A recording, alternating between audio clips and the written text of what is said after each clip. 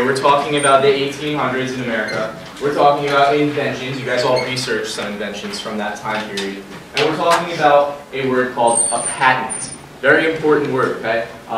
My dad right here, he's actually a patent lawyer, meaning that every single day he deals with patents. People come to him that have interesting ideas for inventions. He's made some of his own inventions, too. What we're going to do today, and you also have a sheet of paper to write down some key points that you're getting out of this presentation, is talk a little bit about what a patent is, the history of patents, some interesting patents from history, and then some of his own experience with patents, both ones that he's seen and ones that he's actually created. Trevor? How many notes? I'm not giving you guys a number of how much you should write down, but we will be answering a few questions. We will be writing down some things and imagining our own inventions when we get back to class. So basically, she's got one. Okay. So make sure that you're getting down anything that is important from this presentation, from what he's got to say, and then we're going to go back to the room, debrief, and talk a little bit more about it. Again, this is my father, he's Mr. Milde as well, and that's my mom in the back. We're videotaping for next, for the other classes, because they're going to miss this. All right? You're videotaping. I am videotaping. All right? Hello, everybody. Hi. Morning. We're going to talk about, as my son Milde said, what are patents? So the first slide will try to answer that. A patent is a right, a legal right, to prevent others from making, using, or selling your invention. It gives you control over your invention, and that way you have this monopoly on your invention. Has anybody heard of the game Monopoly? Yeah. Yeah. Well, that's all about control over real estate, which is, you can get a patent on the land, or in this case, you get a patent on an idea. That's what an invention is, it's really an idea. So let's start off by defining two words. I want to define patent. These are some of your vocab words. Give me patent. Sean.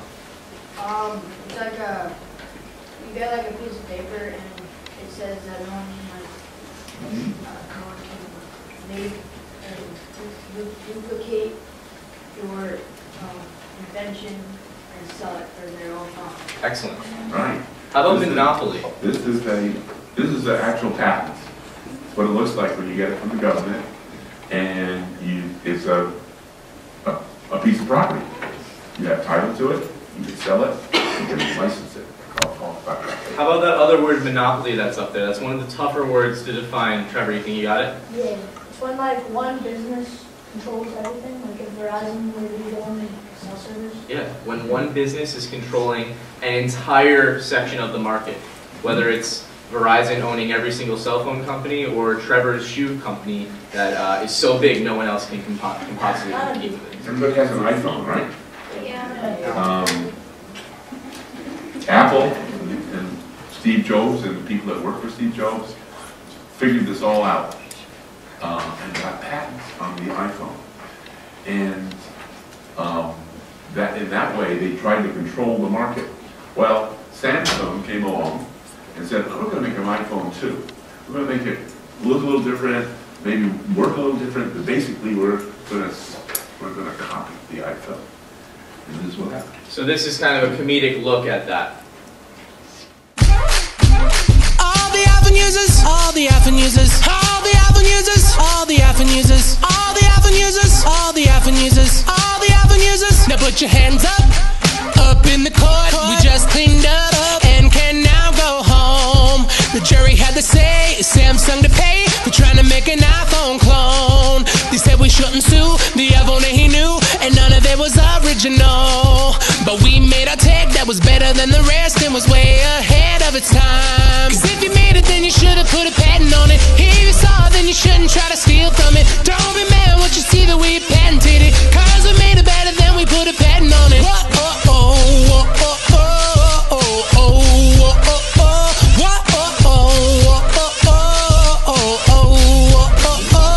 Cause if you made it, then you should have put a patent on it.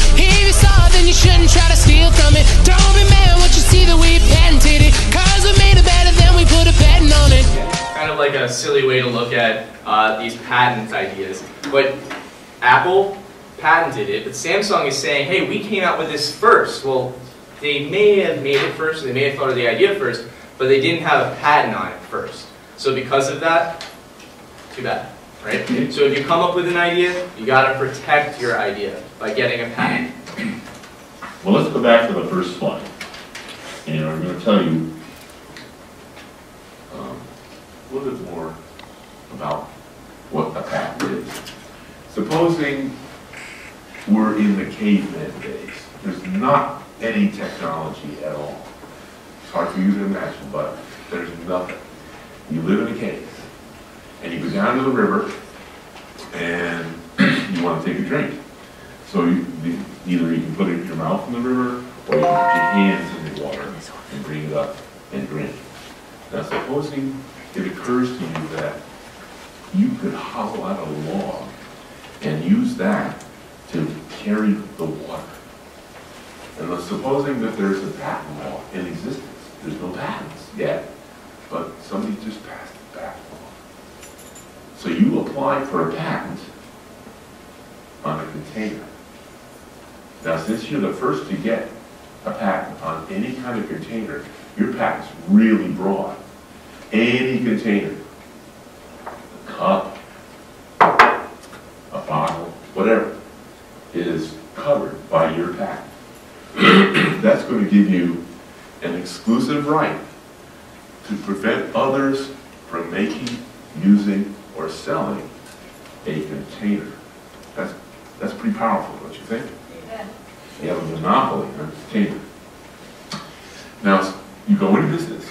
You start hollowing out these logs and selling them to people, and you get food or whatever back for it. And your business is going to be really brisk because everybody wants a container.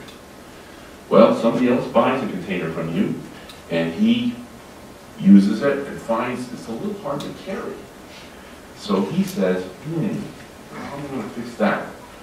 So he invents a handle to put on the container. Takes a strap, puts it on, attaches it. It works well.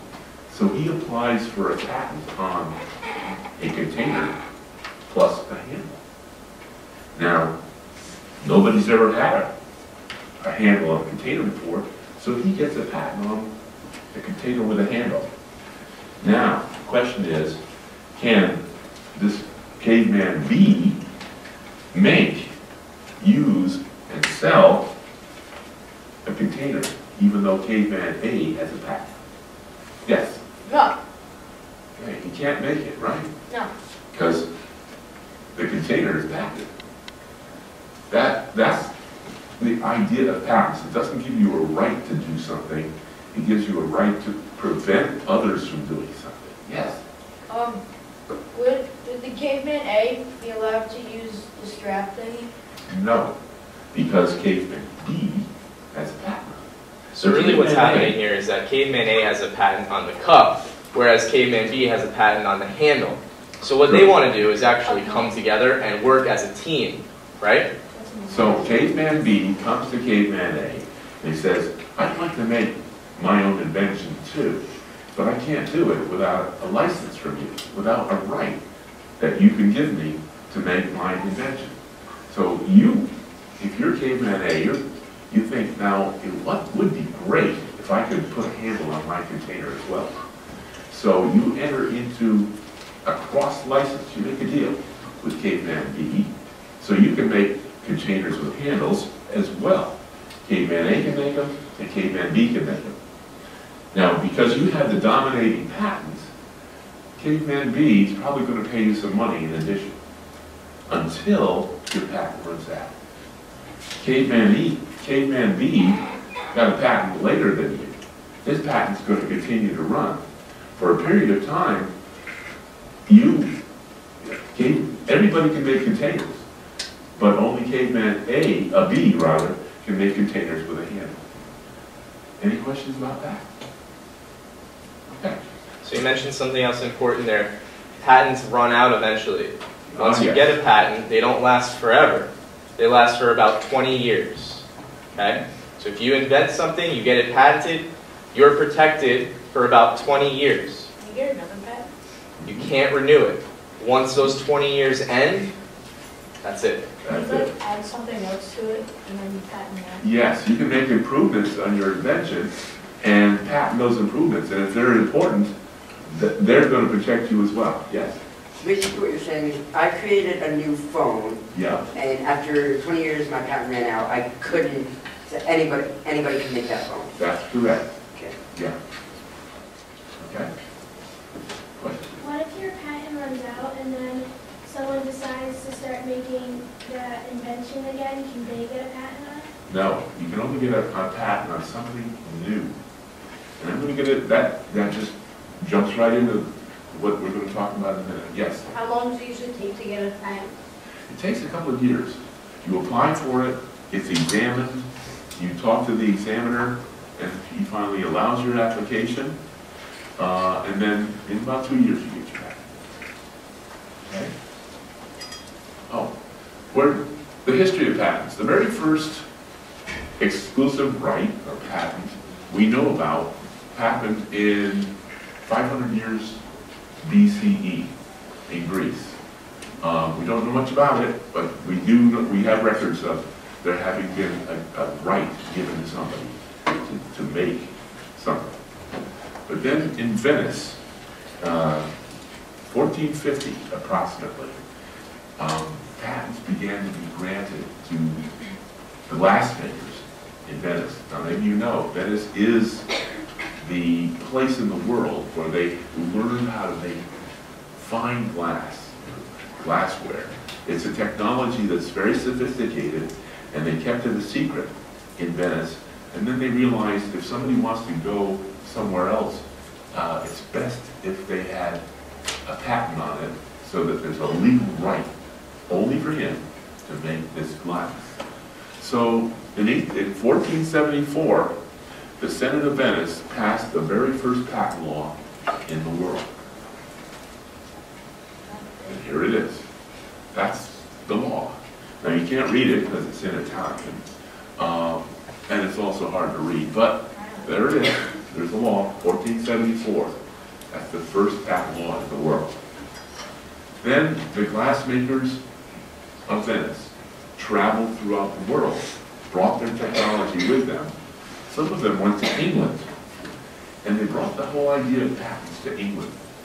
And that took the notice of the King of England.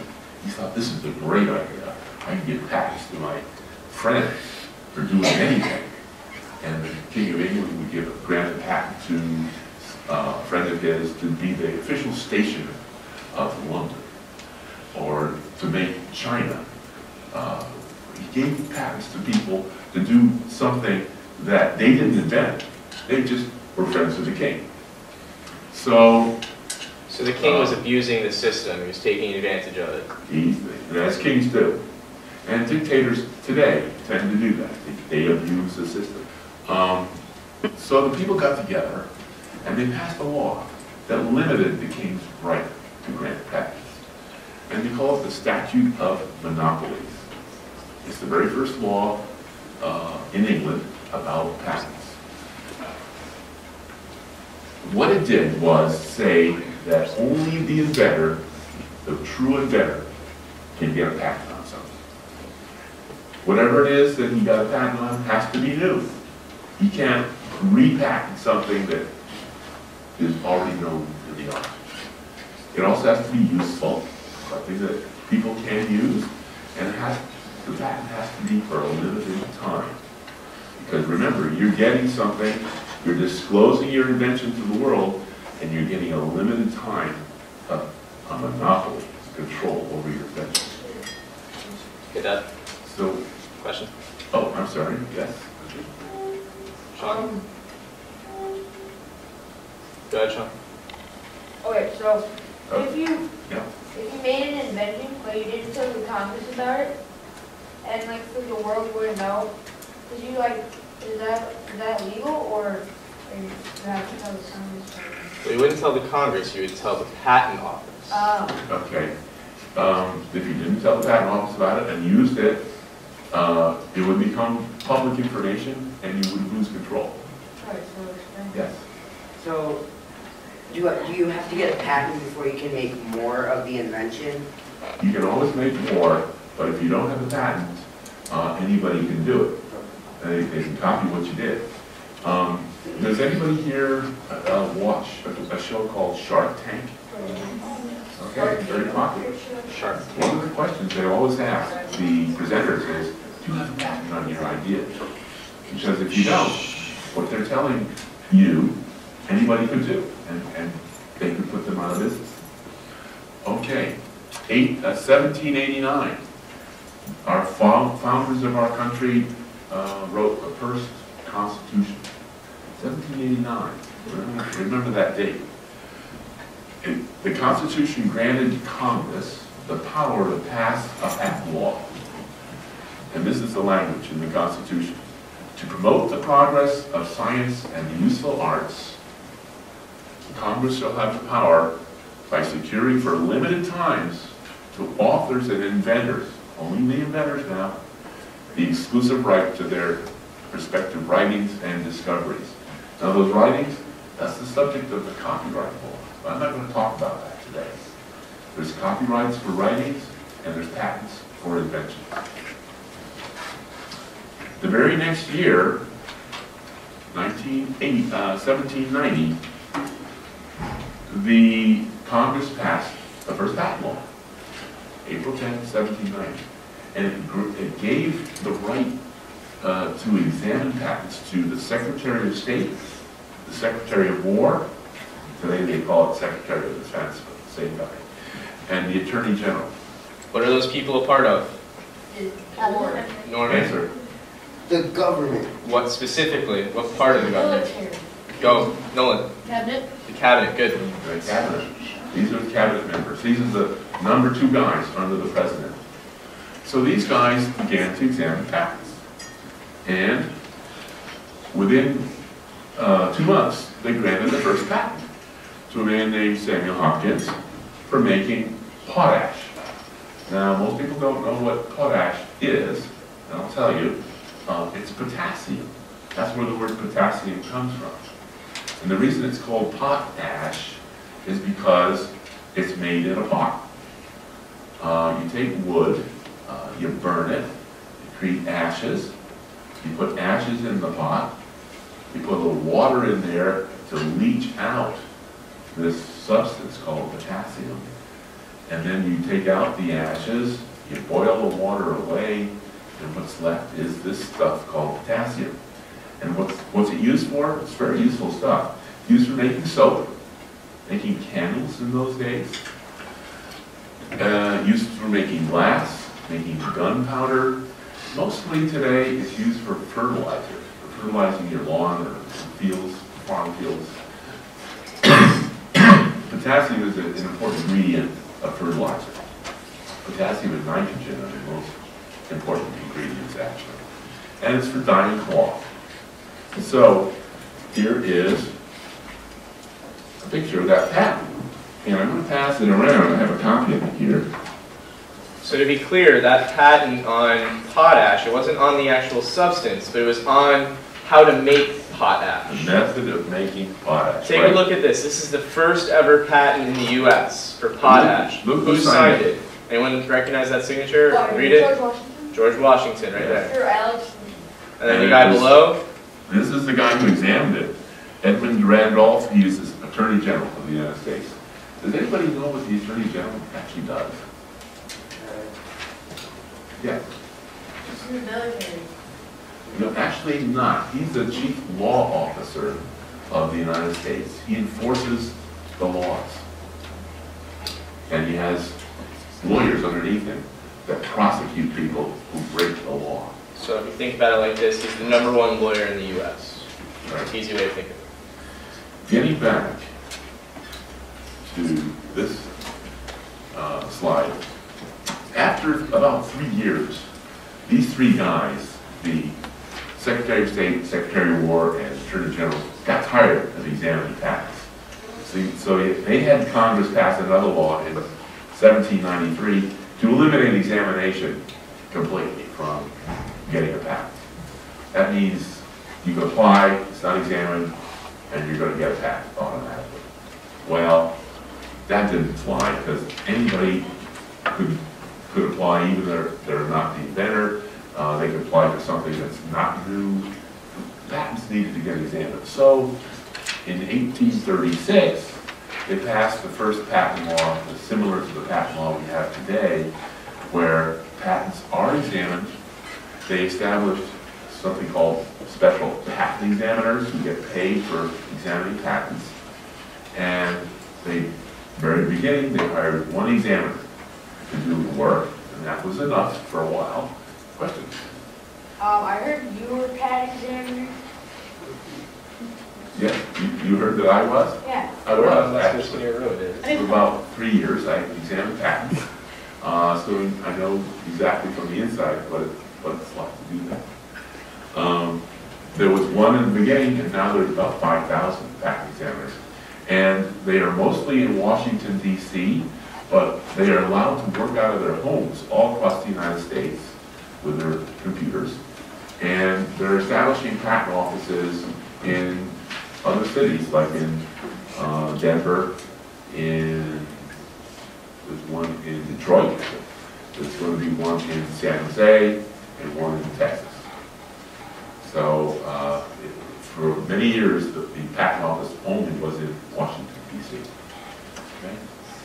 And they also established a prior art library. That means a library of books and records and other patents, which are about the technology of that time, so that they can actually examine the patents over that technology.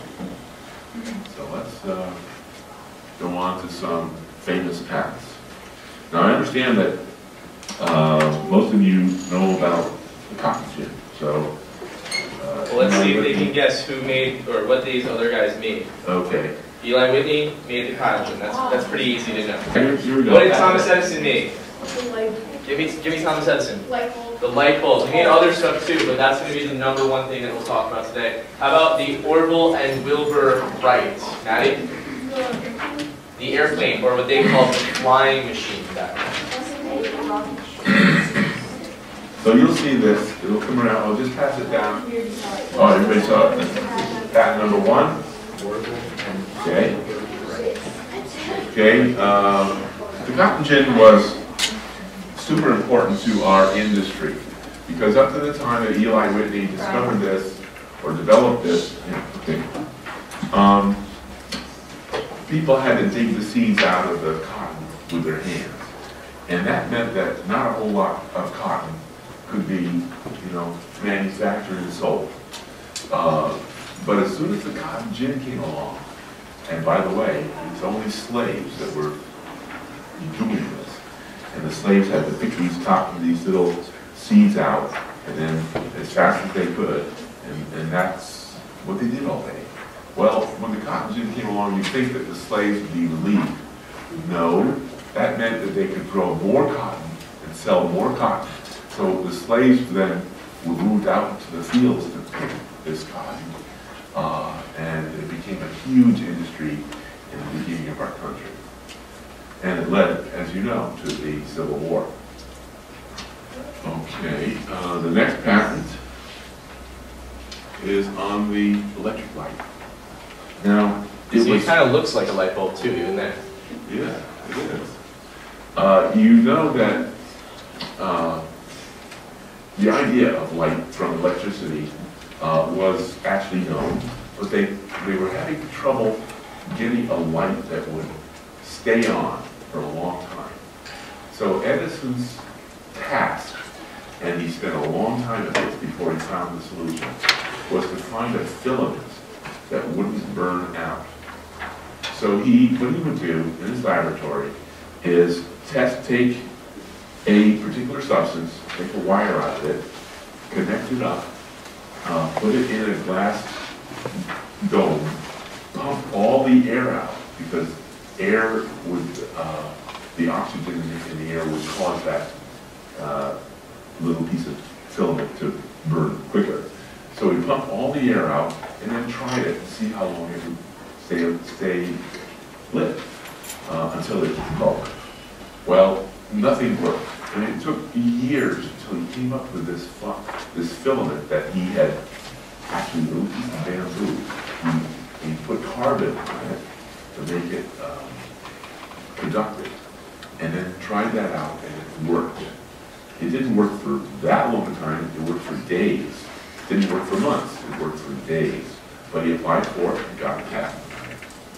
And then he brought people into his laboratory to see if these lights that were astounding. He lit up his whole laboratory. But as soon as the people would walk out, he would turn them off because they didn't really last that long. But the people that he brought in were investors, and they invested in a whole system of bringing power to a community.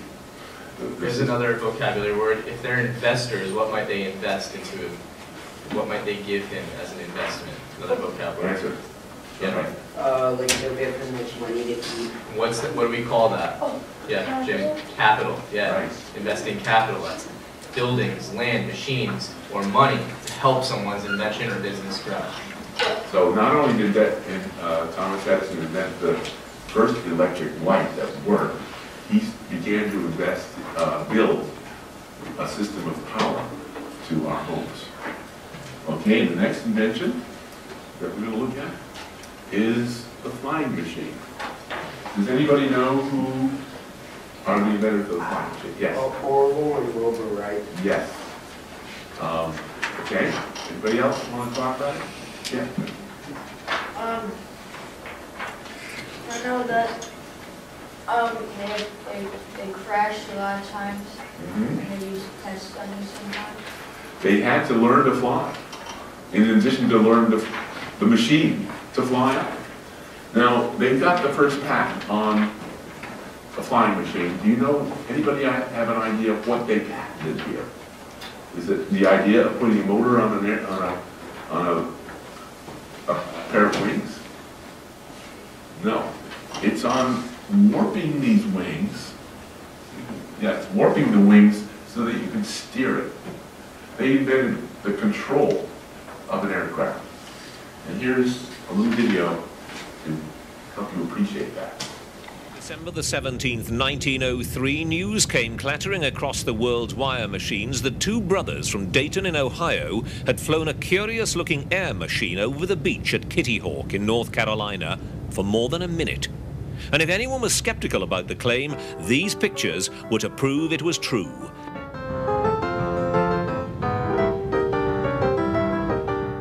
For several years at the turn of the century, dozens of groups in Europe and America had been trying to get a flying machine to work.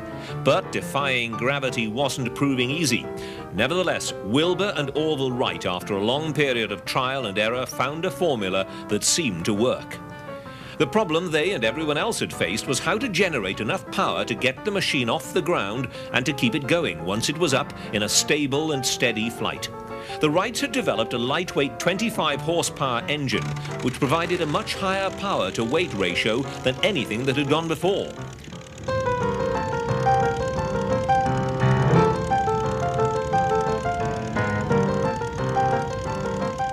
With this and a little help on the launch site from a heavy lead weight, they were airborne and away.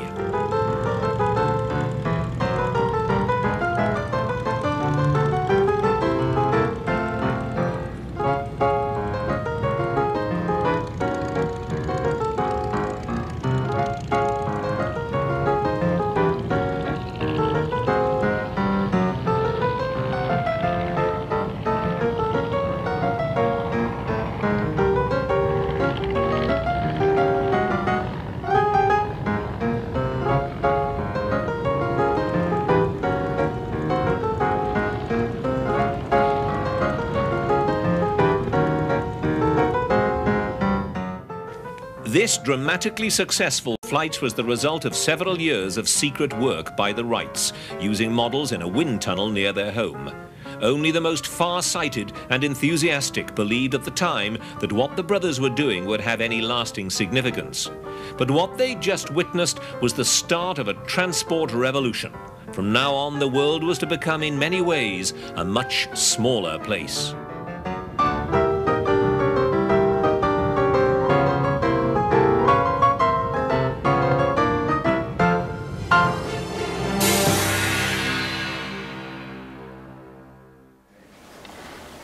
Well, that patent, the Wright Brothers patent, I think it was around 1905. That's my patent. See how few patents were granted early on. And then they began to get granted more and more and more, and now it's taking off like a shot. Everybody's making inventions, patenting them, and starting businesses. That's what the patent system is for, is to help people start businesses and help businesses grow. There are several kinds of patents. There is a regular patent called a utility patent about how things work, and that's in green here. There is something called a design patent, and that is a patent on how something looks. If you have a particular beautiful design for an object, the grille on an automobile, for example, this car, you can protect the design. If you develop a new kind of plant, a new kind of rose or vegetable, you can get a patent on the plant. And on this chart, you can see that people from foreign countries can also apply in the United States and get patents in the United States. So then when they market their products from overseas to the United States, they are protected, and people in the United States cannot make, use, and sell their invention. Yes? What happened to 1950? Like everything was shot down. What happened right here? Did anybody know? Something happened. Go ahead. You don't know? I forget. Okay. Let's get over here. Was it the Great Depression?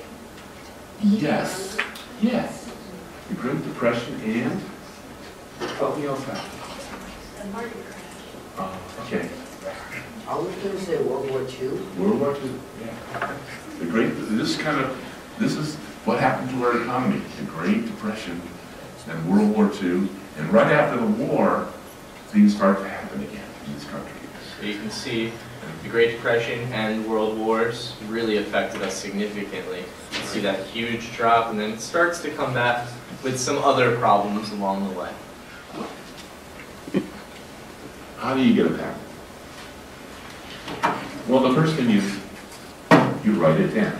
You have an idea, you put it down on paper. If it's amenable to a sketch, drawings, make drawings of it. It's called an invention disclosure. You disclose it as best you can, in your own words.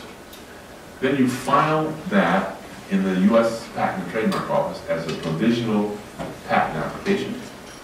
And at the same time, you conduct a search. You search the whole world for your invention to see if anybody made it before. And how searches are done? Well, Google is one way. There's a whole searching system for patents. And what I do is I send the invention disclosure away to a searcher, professional searcher. He searches it for about $600. He will find everything there is to know that's relevant to that invention. Then, if it turns out, after reading all this stuff that you find, if it turns out that you still think your invention is new, you apply for a patent, prepare a patent application, and then it goes into the Patent and Trademark Office, and one of those examiners looks at it, and he will write you a report saying that he found other stuff, he doesn't like the way you wrote it, he can give you all kinds of objections, and you talk to him. You try to talk him into granting you a patent. Or you go to a patent lawyer. He'll take care of the stuff for you. It's not hard, but it's quite detailed, so you do need help, probably. The requirements for getting a patent. First of all, you have to have something called patentable subject matter. Now, there's been a Supreme Court case that said anything under the sun made by man is patentable subject matter. But it's got to be made. In other words, you can't just have an abstract idea. Or you can't have a law of nature, like Einstein's famous formula, E equals mc squared. Has anybody heard of that formula, E equals mc squared? Okay, good. The energy equals mass or something times the square root of the speed of light. That's how much energy is in some mass. Well, that's a law of nature. You can't patent that. You can only patent the use of a law of nature. That is patentable subject matter. What you have, what you get a patent on has to be useful. If it doesn't work, it's not useful. In other words, if you make something that looks good, a Rube Goldberg machine. If you know what that is, the Rube Goldberg machine is a machine that just works. It doesn't do anything. It's not useful. You can't get a patent. It's got to be new. Novelty, new. What you've invented has to be new, but it's got to have a little bit more than being just different from anything gone before. It has to be what we call non-obvious. It can't be just whatever everybody would naturally do. So that's where most of the legal cases are involved in patent law. What is non-obvious? It's an inventive jump over what is known before. So the question here, hi. Can you make an invention and patent it after you invented it or try out the world and you patent it after that? Or do you have to patent it when you first begin? You have 1 year from the time you first tell anybody about your invention to apply for a patent.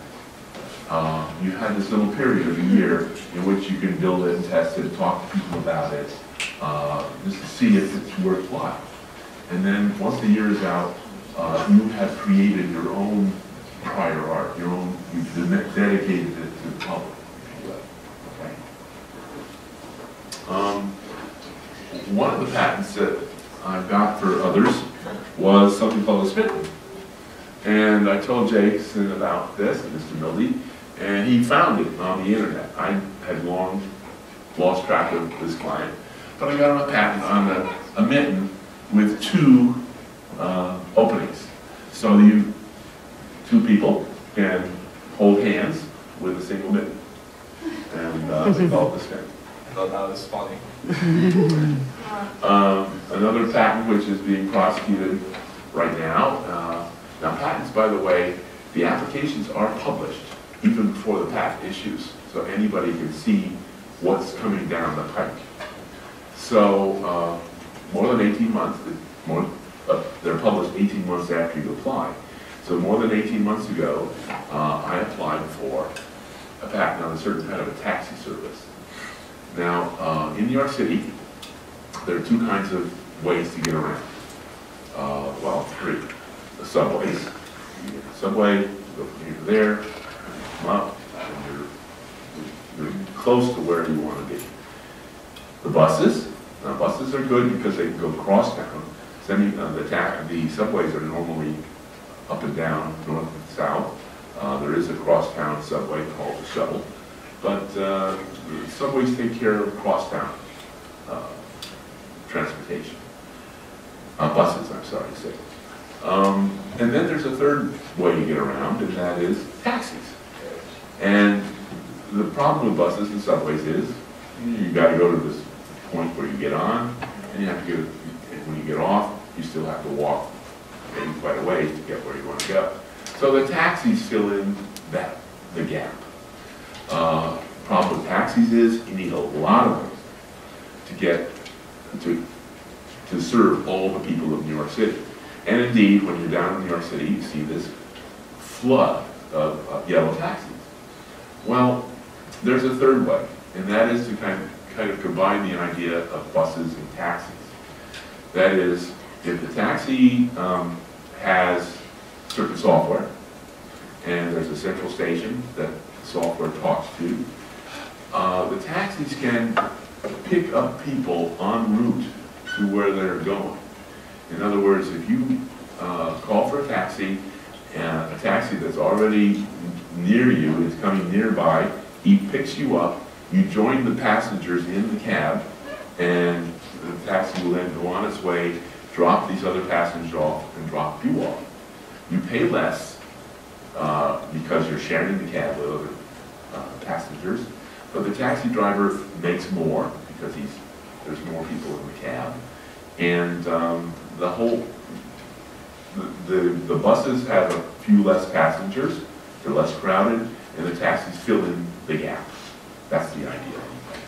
And there's a patent application on that. We'll see if that ever is granted. So his client didn't patent the idea of taxis or anything like that, but instead patented this new type of service, this new way of using taxis more efficient. Mm-hmm. And he's done many other ones. These were just ones that we thought of really quickly over dinner one night. There's been stuff on all different fields of technology, and you've come up with some of your own too, so you can talk a little bit about those. Okay. I've gotten about 15 patents on different things. I'm going to pass one around here. Okay. The first one you'll see is about a hazard light. Automatically. Next to come up. Oh, okay. Automatically turning on your hazard lights in your car. What happened was, I was going down the West Side Highway with my family's car, and the West Side Highway has 3 lanes, but no breakdown lane. If you break down, you have to stay in the right-hand lane, which is one of the active lanes of the highway. So I was going on my merry way down the right-hand lane, and a car in front of me pulled out to the left, and I saw right in front of me a car stop dead without any hazard lights. And it took me a second to realize that car was stopped in my lane. So I slammed on the brakes and didn't kill anybody, but I did tap the car ahead, and matter of fact, that car had stopped because he had flat tires. The man was changing the tire, and his wife was in the taxi, so in the car. So I didn't hurt anybody, but I could have. If I hadn't slammed on the brakes in time, I could have killed a couple of people. So I thought, maybe there's a better way. And I went back, and within a month, I applied for a patent on automatically turning on your hazard lights if you break down. By the way, anyone know what a hazard light is? Oh, They're on all cars, but what are they? Yeah, all the way on the back. like when like all the lights flash on and off. Yeah, so you know how you have 2 signal lights on your car? Well, if you turn on your hazard lights, you have both going off at the same time, just to let other people know that something's wrong with your car, and like, just heads up, guys. And it calls your attention to the fact that, watch out. So I got a patent on the automatic hazard light. There's some things I had to think through, like what happens if you just stop your car, like you're parking in your garage, and you don't want your hazard lights to go on. So it has to be a situation where the hazard lights should be turned on. And because you're confused or something's happened and you don't turn them on for some reason, he turns them on for you. Didn't make any money with that. Has never been used. Nobody ever used my invention. So that's the thing about patents and inventions. Sometimes you're going to have success with them. Sometimes they're not going to do well. There's lots of patents that are not used, but they're on great ideas. Like this sailboat. You've seen sailboats out there with 2 sails. The first one is called a jib, and then there's a mainsail. And what the jib does is force the air along the back of the mainsail. The air rushes past along the back of the mainsail. Well, what I did was carry that idea to its extreme, and I made a sail that looks like a Venetian blind.